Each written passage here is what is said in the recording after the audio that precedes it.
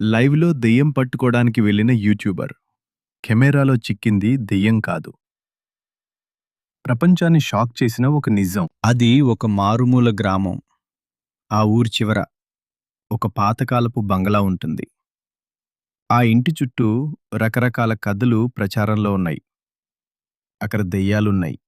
రాత్రిపూట ఏడుపు వినిపిస్తుంది అని ఊరు జనం భయపడుతుంటారు. అదే ఊరికి చెందిన రాహుల్ అనే కుర్రాడు, ఒక యూట్యూబర్. తన ఛానల్ సబ్స్క్రైబర్స్ పెంచుకోవడం కోసం ఎలాగైనా ఆ బంగళా వెనుకున్న నిజాన్ని కనిపెట్టాలని ఒక కెమెరా పట్టుకుని ఒంటరిగా అక్కడికెళ్తాడు. రాహుల్ అర్ధరాత్రి తన కెమెరా ఆన్ చేసి బంగ్లాలోకి అడుగు పెడతాడు. దుమ్ము పట్టిన గోడలు, విరిగిపోయిన ఫర్నిచర్, అక్కడక్కడ పాత ఫోటోలు. రాహుల్ లైవ్ స్ట్రీమింగ్ ఇస్తుంటాడు. వేల మంది జనం ఆసక్తిగా చూస్తున్నారు. అకస్మాత్తుగా పై అంతస్తు నుండి ఒక శబ్దం వినిపిస్తుంది. గుండె వేగంగా కొట్టుకుంటున్నా ధైర్యం చేసి పైకి వెళ్తాడు. అక్కడ ఒక గదిలో మసక వెలుతురులో ఒక ముసలాయన కూర్చుని దేనికోసం వెతుకుతూ ఉంటాడు.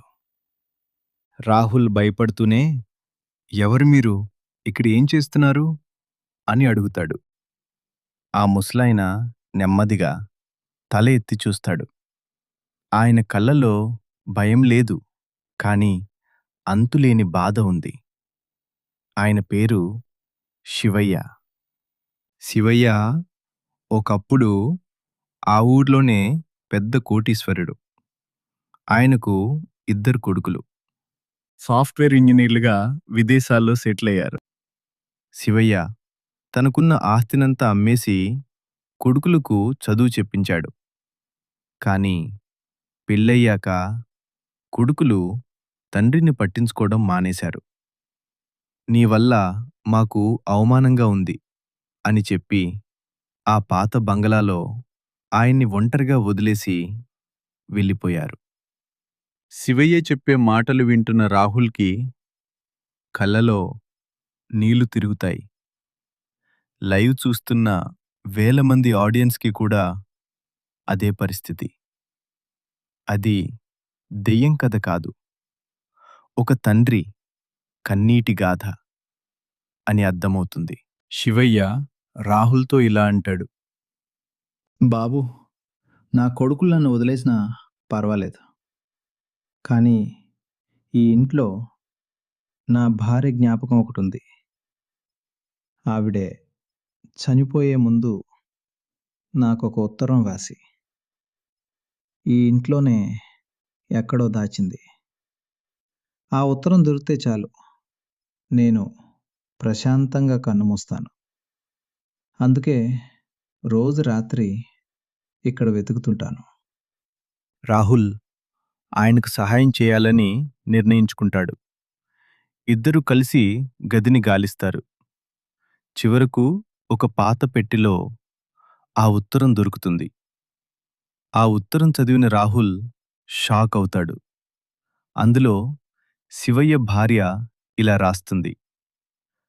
"నా ప్రియమైన భర్తకు మన పిల్లలు మనల్ని వదిలేస్తారని నాకు ముందే తెలుసు.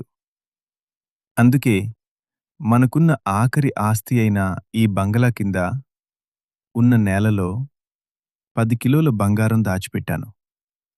ఇది మన పిల్లల కోసం కాదు, నీ కోసం మరియు నీలాంటి అనాథ వృద్ధుల కోసం. దీనితో ఒక ఆశ్రమం కట్టించు."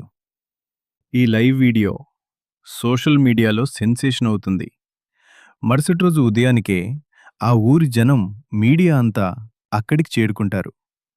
విదేశాల్లో ఉన్న కొడుకులు కూడా ఆ బంగారం విషయం తెలిసి నకిలీ ప్రేమను నటిస్తూ పరుగెత్తుకుంటూ వస్తారు.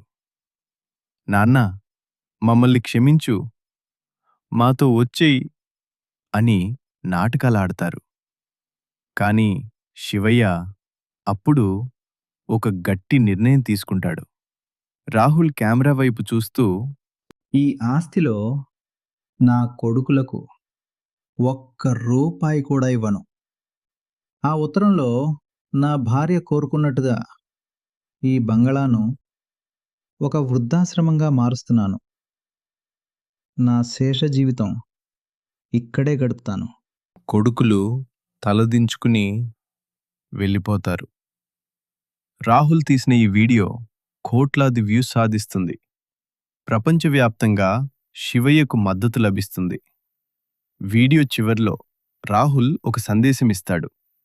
మనం దెయ్యాలకు భయపడతాం, కానీ మనుషుల రూపంలో తిరుగుతున్న క్రూరమైన మనస్తత్వాల కంటే దెయ్యాలు ఏమీ భయంకరమైనవి కావు. తల్లిదండ్రులను గౌరవించడం నేర్చుకోండి.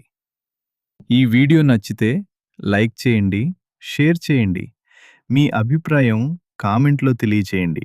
సబ్స్క్రైబ్ చేయడం మాత్రం మర్చిపోవద్దు.